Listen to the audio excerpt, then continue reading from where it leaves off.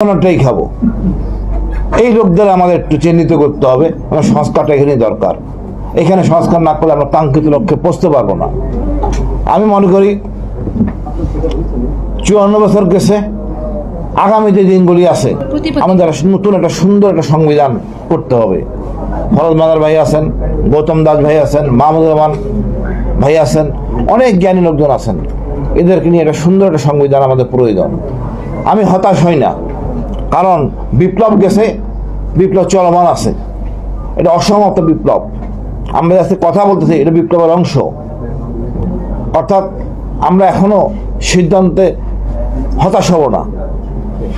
দেখেন, গণভোটের জন্য দামাদামি করতে হচ্ছে, মাঠে নামতে হচ্ছে। এর চেয়ে লজ্জার কি হইতে পারে? যে লোকগুলির ছেলেরাও কোনো আন্দোলনে ছিল না, এই রাজনীতিবিদদের, তারা এখন সবকিছু অস্বীকার করতেছে। আমি মনে করি আমাদের যেই জিনিসগুলি করা দরকার এই দেশের জন্য, ক্ষমতার বিকেন্দ্রীকরণ। অর্থাৎ সব কিছু ঢাকায় থাকবে না, জেলায় জেলায় পাঠিয়ে দেন। জেলায় আজকে এক ভাই বলতেছিলেন শিল্প কারখানা বন্ধ, ঢাকায় বসে এত কিছু দেখা সম্ভব না। জেলায় ক্ষমতা বিকেন্দ্রীকরণ করেন, বিচার বিভাগ সংস্কার করেন, সাথে পুলিশকে সংস্কার করেন, এবং আমাদের যে সম্পদ আছে সম্পদের সুষম বন্টন করেন। একটা সুন্দর শিক্ষানীতি করেন, যে শিক্ষানীতিতে মাদ্রাসা থেকে শুরু করে সকল জনগোষ্ঠীকে একটা প্ল্যাটফর্মে আনতে পারবো, একটা বেসিক মানদণ্ড দেওয়া করতে পারবো। আমাদের একটা বেকার সমস্যা সমাধানের জন্য একটা নীতি থাকা দরকার। আমাদের রাজনীতিবিদরা চান না কোনো বেকার সমস্যা সমাধান হোক।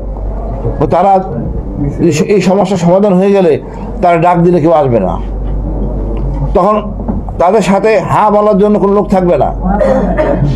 আমরা এতদিন পর আবার শুনতেছি উচ্চকক্ষ নিম্নকক্ষ, যে লোকগুলিকে আনা হয়েছে বিদেশ থেকে আমার দেশের সংস্কার করার জন্য, সবগুলি এনজিও মার্কা লোক। তার প্রাচ্যের কি জিনিস দেখছে তা নিয়ে আমাদেরকে চাপে দেওয়া হচ্ছে। আমাদের দরকার মূল সমস্যা এই পিআর সিস্টেমটা দরকার আমাদের নিম্নকক্ষে, অর্থাৎ সবার জন্য 300 আসনে, যেন সকল দলের প্রতিনিধি, সকল ধর্মের প্রতিনিধি থাকে দেশ উন্নয়নে। এই জায়গায় আসলে কিন্তু আমাদের অনেক সমস্যা সমাধান হয়ে যায়।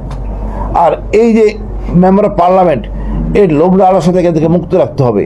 এরা জনসেবায় আসছে, এদেরকে জমি, মানে রাজকীয় প্লট, ডিউটি ফ্রি গাড়ি, উন্নয়নে এদের রাখা যাবে না। এই সাধারণ জিনিস, সব দেশ, পুরো দেশটা সুন্দর হয়ে যাবে যখন লোভ থাকবে না, যেমন ভালো লোক আসবে, কেউ এখানে ইনভেস্ট করবে না। এই এমপি হওয়া মানে একটা ইনভেস্টমেন্ট, ব্যবসা। আমাদের এখান থেকে বেরিয়ে আসতে হবে। আমাদের আর একটা সমস্যা হলো সেনাবাহিনী, উত্তরপাড়া, এই আতঙ্কে আমরা থাকি। আমরা এই আতঙ্ক মুক্ত থাকবো। এবং এদেরকে দেখেন, এই যে হাসিনা মতো একটা ফ্যাসিস্ট সৃষ্টি হলো, এর জন্য দায়ী কিন্তু গোয়েন্দা সংস্থা, সশস্ত্র বাহিনী, পুলিশ বাহিনী, সবাই। এবার আমরাও দায়ী। এদেরকে আমরা সরাতে পারি নাই, কিছুই করতে পারি নাই। এই জন্যই সংস্কারে আমাদের এত সমস্যা। তারপর আমি মনে করি আমরা হতাশ হব না। এই বিপ্লব